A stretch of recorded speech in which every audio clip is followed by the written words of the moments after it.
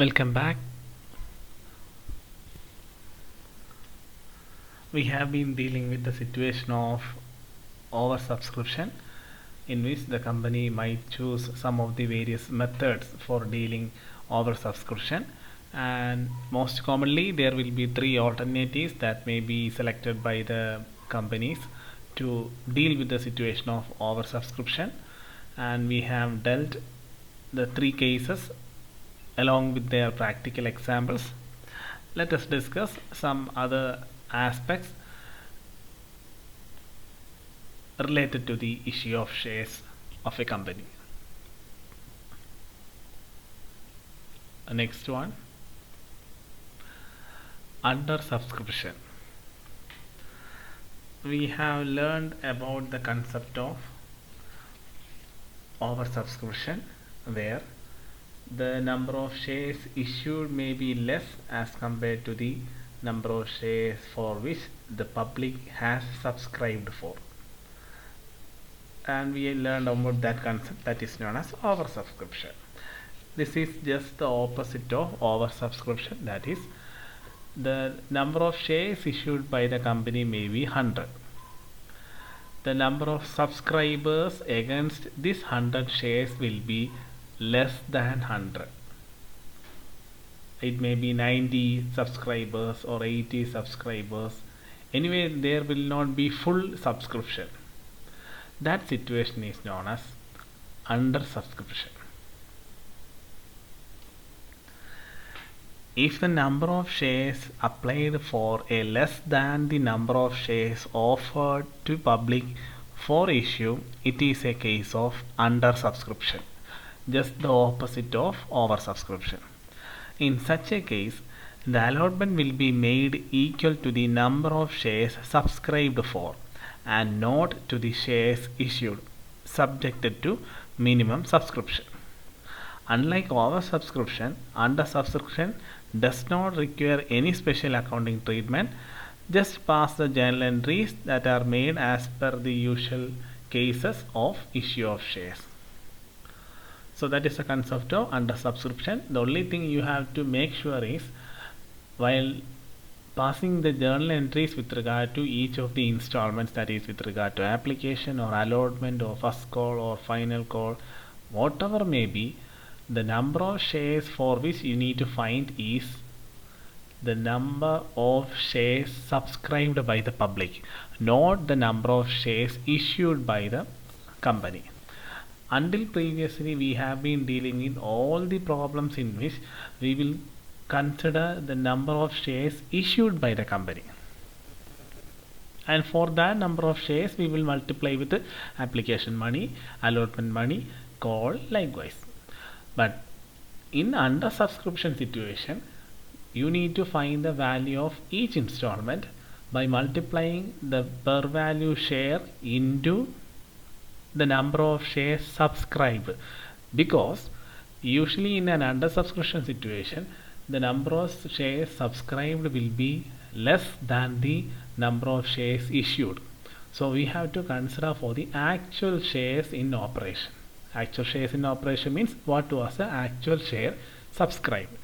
That is, whichever is minimum, that is the only thing we have to consider. So that is with regard to under subscription. And in case of over subscription, we have studied three alternatives. In some text you will find four alternatives, and for each alternatives we have to follow such and such methods. Each entries has to be passed, pro rata has to be considered. Many aspects are there in case of over subscription. But in under subscription, it is very easy. Make sure what is the number of shares subscribed. If it is less than the issued, consider the shares subscribed for each of the installments. Pass the journal entries as the entries which you have learned in the beginning of this module. There is no other adjustments with regard to under subscription. So let us work out a problem case, then you will get a clear picture regarding under subscription. AK Company Limited issued 30,000 equity shares of 10 each, payable as 2 on application, 3 on allotment and 5 on call. it may first call. It may be because there are no further calls, we can assume that 5 on first call. Application were received for 25,000 shares. This fulfills the minimum subscription requirement. Give journal entries to record the above transactions. In the question, it need not have to specify that this is a situation of minimum subscription. It is up to your logical understanding. You need to identify whether the case is a minimum subscription or not. Here shares issued is 30,000. Here application received for 25,000. So from the initial glance itself, you can understand that here the number of shares subscribed is less than the number of shares issued. So computations and a computation or finding out the amount of each installment should be made on the number of shares subscribed, because that is the only number of shares that are subscribed by the public. We can consider only that one. We can't consider anything more than the minimum subscription. So let us pass the journal entries. Books of AK Company Limited. Because of the space constraint, I just split the entire journal into two parts. First one, application money received. We all know what to pass at the time of application. Whenever you receive an application amount, the entry is bank account updated to equity share application.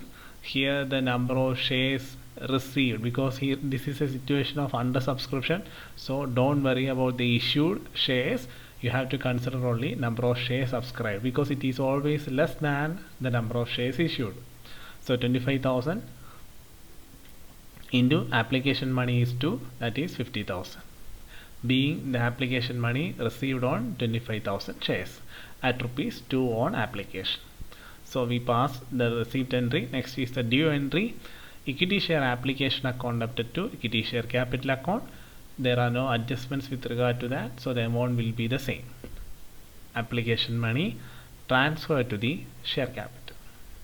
So first section is over. Next one with regard to allotment. So in the case of allotment, first you need to pass the due entry. So first one, equity share allotment account updated to equity share capital. Here also total number of shares received has to be considered 25,000, and allotment per share is rupees 3. So 25,000 into 3, 75,000, being the allotment money due on 25,000 shares. Once you pass the due entry, next you need to pass the payment entry with regard to this particular installment, that is allotment. So bank account updated to equity share allotment. Since there are no other adjustments with regard to that, you can enter the same amount here also. So after allotment, next is the first and final call. You need to pass the due entry first, after that payment entry. So due entry is equity share first and final call account updated to equity share capital. Here one share of value 5, total number of shares is 25,000. 5 into 25,000, you will get 1,25,000, being the call money due on 25,000 shares of rupees 5 each on first and final call. In the question, it is simply mentioned as call. To your logical understanding, it means since there are no further calls, we can assume this as first call. And finally, the last entry, that is a payment entry, bank account updated to equity share first and final call. Since there are no other adjustments with regard to that, we can write the same amount. And remember to pass the necessary narration with regard to each of the journal entries. So this is a common and simple case of a under subscription. You need to just make sure what is the number of shares subscribed, and if it is less than the number of shares issued, it will be a case of under subscription. And while computing the value for each of these installment, you need to consider only the number of shares subscribed, because always consider minimum, whether the subscription or the issue, whichever is minimum has to be considered. In an under subscription situation, the number of shares subscribed will be the minimum, so that number of shares has to be considered. So this is with regard to the under subscription. There won't be any other further adjustment with regard to under subscription. Only thing is, Sometimes in a question like under subscription, you may have to deal with other adjustments like calls in arrears, calls in advance, interest on calls in arrears, and interest on calls in advance. Usual adjustments might come in case of an under subscription situation, but there are no other further detailed adjustment with regard to under subscription. I hope you all know the adjustments with regard to calls in arrears, calls in advance, interest on calls in arrears, and interest on calls in advance. So go through these case. If you have any queries, please let me know. Let us go to the next theoretical aspect with regard to the issue of shares.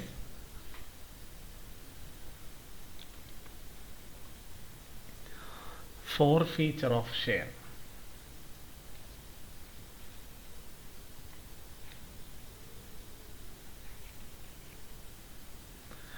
It is another important area with regard to the issue of shares of a company. In simple terms, forfeiture of shares means cancellation of shares. Sometimes any of the shares may be cancelled. Maybe in case of an application situation or an allotment situation or call money, in any of the installment situation, any default in payment by any of the subscribers or shareholders will lead to cancellation of shares. That is known as forfeiture of shares. So in simple terms, it means cancellation of shares. And when does this situation occur? If any of the shareholder fails to pay the amount due on allotment or calls. When demanded, the company may forfeit the shares. The simple concept is whenever a shareholder fails to pay any of the installment, even after making intimations by the company to the concerned subscriber, the company will cancel their shares. That is known as forfeiture. And always it occurs during non-payment of allotment or call money. Usually directors of the concern have the power of forfeiting, otherwise known as cancelling. The simple meaning of forfeiture means cancel or cancelling, and directors of the company have the power to forfeit or cancel the shares issued to the shareholders. The shareholder whose shares are forfeited ceases to be a member of the company. From that one, whenever the share of a certain shareholder is cancelled, from that point onwards, he is not a member of the company. The amount already paid by him lapses and becomes the property of the company. Just like a policy or insurance policy or a premium payment policy, whenever we fail to pay the premium, your policy is cancelled. Just like that, in case of shares, if any of the installment is not paid by the potential shareholder, that shares will be cancelled by the company. That is known as forfeiture of shares, or otherwise known as cancellation of shares. So, what are the conditions for forfeiture of shares?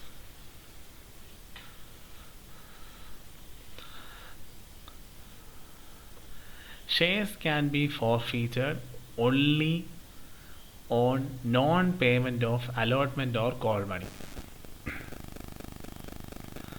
That has been mentioned in the meaning of the forfeiture of shares. That is, whenever there is a failure in payment of allotment or call money, forfeiture of share occurs.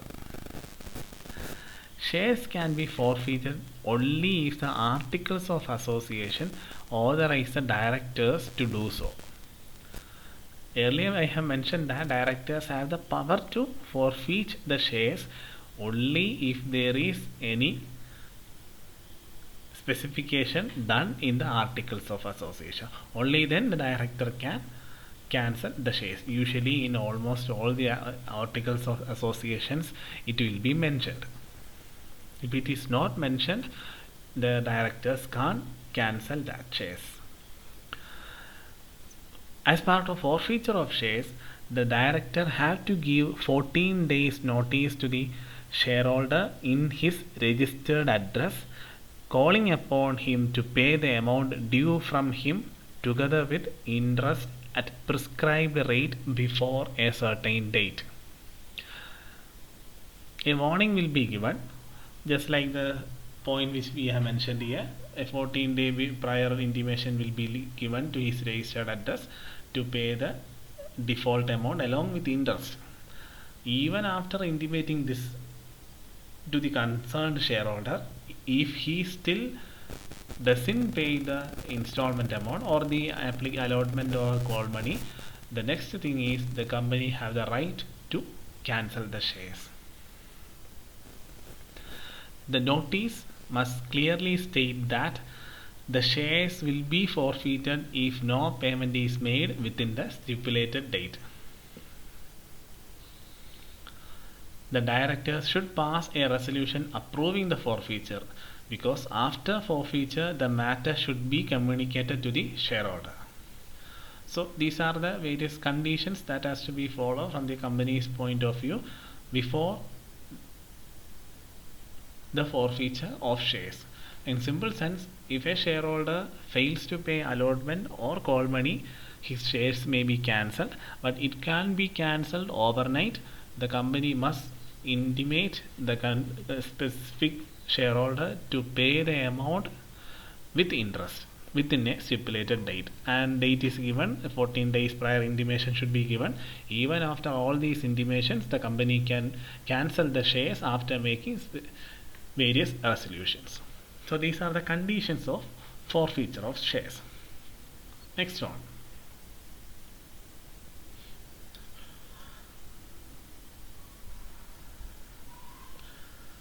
The forfeiture of shares can be done on share issued at par or premium. We will discuss about in detail about par and premium during the practical case, then only you will get an idea about that. Forfeiture of shares will be done on any shares. If the shareholder fails to pay any of the allotment or call money, surely his shares will be cancelled. That is known as forfeiture. Next one, procedure for forfeiture. If the company is following as per the table F of the Companies Act of 2013, the company must follow these procedures for forfeiture. Otherwise, the company has to face some legal issues with regard to that, because cancelling of shares is a headache for the concern. Because if the company doesn't follow any as per the rules and regulations of the Companies Act, it may backfire. So there are certain procedures for forfeiture. So let us discuss each one out. First one, preparation of list of defaulters. Defaulters means whoever failed to pay the allotment or call money. The company secretary shall prepare a list of defaulters who have not paid the call money upon to the last date and place it before the board of directors for necessary action. After that, a resolution may be passed by board of directors. On placing the list of defaulters by the secretary towards the board of the company or board of directors of the company, the board will pass a resolution instructing the company secretary to send call reminders to such defaulters. A notice will be issued to those shareholders who failed to pay any of the installments. Dispatches notice. As per board's resolution, the company secretary dispatched the notices under registered post to the defaulting shareholder, asking them to pay the call dues within 14 days with interest at a specified interest rate. Dispatch means outward register. That is, dispatches notice means notices sent outside from the company. It will be sent to the concerned shareholders to whom the intimation has to be made. After that, again a second warning notice will be given. If any defaulting member does not comply with the requirement of the notice issued at first, a second warning notice may be sent stating that if the call money is not received within 14 days with interest from the date of notice, the forfeiture shall happen. Next one, meeting of the board. After the second warning notice, it is found that the shareholder is not at all considering all these warnings and not paying any of the default installments, the secretary conduct a meeting of the board of directors and place and discuss all the aspects with regarding to each of the shareholders' actions. A formal resolution may be passed. The shares are forfeited after passing a resolution for forfeiture of shares in the meeting of the board of directors. After that, communication will be made on the forfeiture of the shares by the board of directors. The matter should be duly communicated to those shareholders, informing them that the specific number of shares held by them are forfeited. Removal of the name. After the forfeiture, the name of the shareholders whose shares have been forfeited should be removed from the shareholders' registers and other subsequent books. Finally, transfer of forfeited amount or forfeiture amount. The amount received in respect of forfeited shares is transferred to forfeited shares account. This should be shown as a liability in the balance sheet under the heading share capital till the shares are reissued. Here the transfer of forfeiture amount means a part of the installment may be paid by the shareholder. Once their shares are cancelled, whatever the amount paid by the shareholder will belongs to company. The company need not have to repay it back to the shareholders. It is their failure to pay all the installments, so they won't get any of the amount already paid by them. So such amount will be the part of the company and it will be shown as a separate item in the liability side until it is reissued. Reissue means after cancellation of shares, the company can again reissue those forfeited shares. We will discuss about that part, reissue of forfeited shares. Now let us discuss the concept of forfeiture. I hope you have understand the concept of forfeiture, what are the conditions of forfeiture and the procedures that a company must follow in order to conduct the forfeiture. So these are the important steps or procedures with regard to that. Next one, effects of a forfeiture.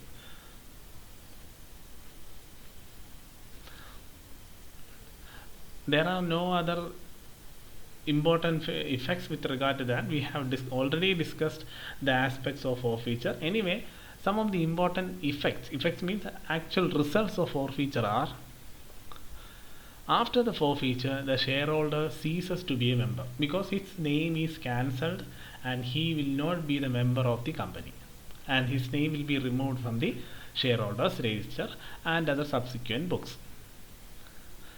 Shares are cancelled and to that extent share capital is reduced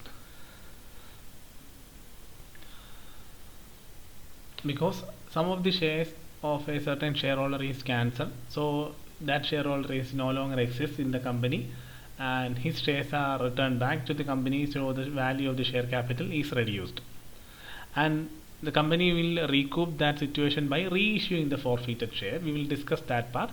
Anyway, after the forfeiture, the share capital of the company is reduced because that much part of the capital is cancelled from the concerned shareholders. So there are no shareholders for that particular number of shares that will come back to the company.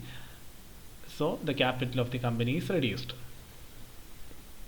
because such shares were cancelled. And finally, the amount already paid by such shareholders, that means the shareholder might have paid the application amount and allotment amount, but he didn't pay the final call. and after all these procedures and steps his shares were forfeited, and the amount he already paid on application and allotment will be the part of the company. The company need not have to repay it back to the concerned shareholders. That is the only benefit with regard to the forfeiture for the company, even though the value of the share capital is reduced. Because for example, 1,000 shares of a certain person was cancelled. For example, the total capital was 1 lakh, and out of his 1,000 shares were cancelled means that much part of share capital is reduced. So actually it is not good for the company. But the thing is, any amount received with regard to that installments, the company need not have to repay it back, and company overcome this loss by reissuing the forfeited shares. We will come to discuss that part in the coming sessions. Right now, understand the concept of forfeiture. What are the conditions of forfeiture? What are the procedures the company must follow in order to conduct the forfeiture? And finally, the effects of forfeiture. So these are the various theoretical aspects with regard to forfeiture. And we will discuss about the journal entries with regard to forfeiture, because we have learned about the concept of issue of shares at par, at premium, at discount, etc. So in each of these cases forfeiture may occur, because the company can issue shares at par, at premium, at discount, and the cancellation might occur in any of these three cases. So we need to learn about forfeiture at par, forfeiture at premium, forfeiture at discount, and there are certain journal entries with regard to that. We will discuss about further theoretical aspects regarding this area in the coming sessions. Until then, go through it. If you have any queries with regard to that, please let me know. We will continue in the coming sessions.